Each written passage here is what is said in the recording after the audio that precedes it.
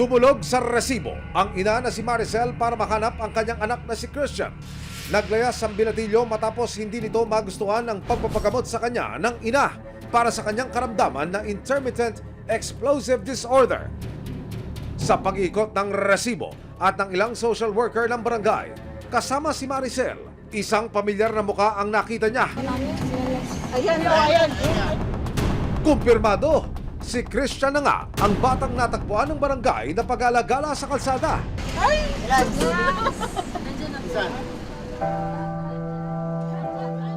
Matapos ang mahigit 3 buwang pangungulila ni Nanay Maricel, nayakap niyang muli ang anak. Kamusta ka na po? Ako, makain ka ba? Hindi nakita ko po sila. Parang naginawaan mo. Sobrang saya po yun. Pero ang inaakala niyang masayang reunion nilang mag-ina,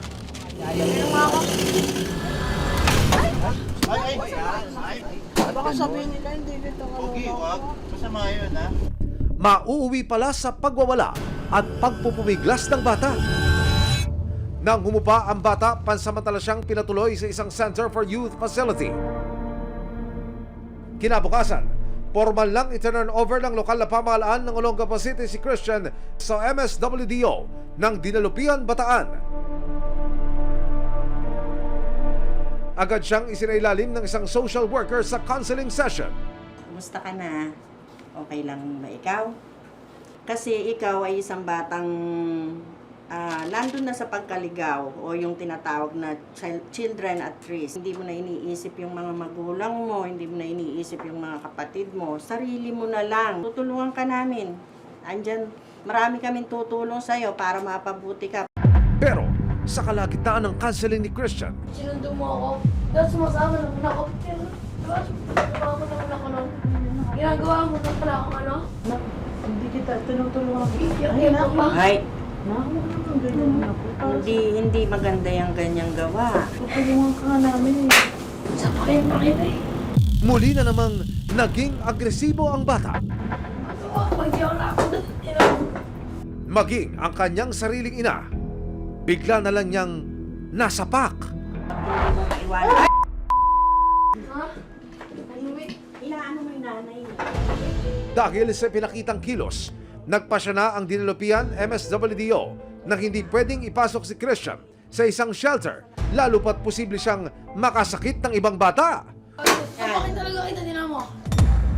So, kailangan siguro magamot muna natin yon para ma-rehab siya, para yung kung ano man po yung depression niya o kung ano man po yung problema niya, ma-solve. Sa tulong ng resibo, isang 12 anyos na binatilyong pinaghahanap ng sarili niyang ina ang nailigtas nito lamang Miyerkules.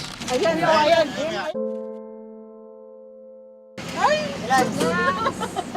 Saan?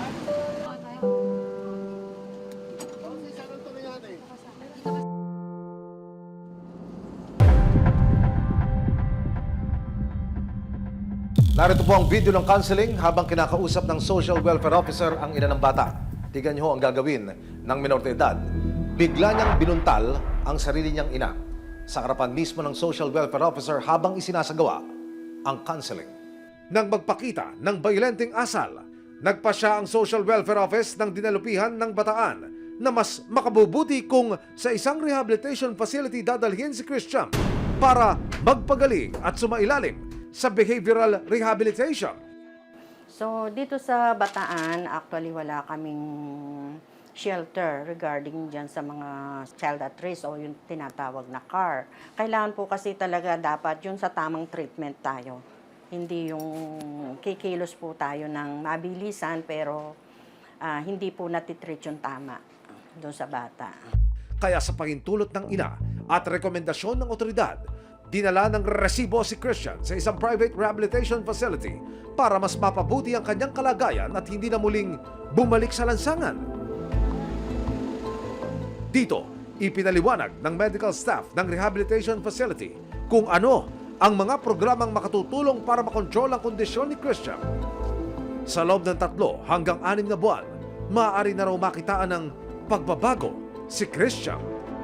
Mostly naman po kasi sa program nga po namin, pati po yung mga behavior nila na nakikita po na mali. So yun po, makakatulong po yung program. Kaya isa sa mga ina-explain nga namin na hindi naman parusa na dalhin sila sa isang facility na ganito. Nandito po sila para tulungan sila.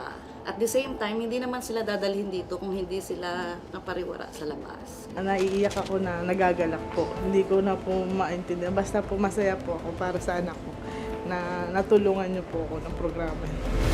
Matapos ang mahigit 3 buwang paninirakan sa lansangan at sa ilalim ng tulay, ito na ang magiging bagong tahanan ni Christian. Malayo sa anumang uri ng peligro at higit sa lahat, may hatid na bagong pag-asa sa kanilang mag-ina.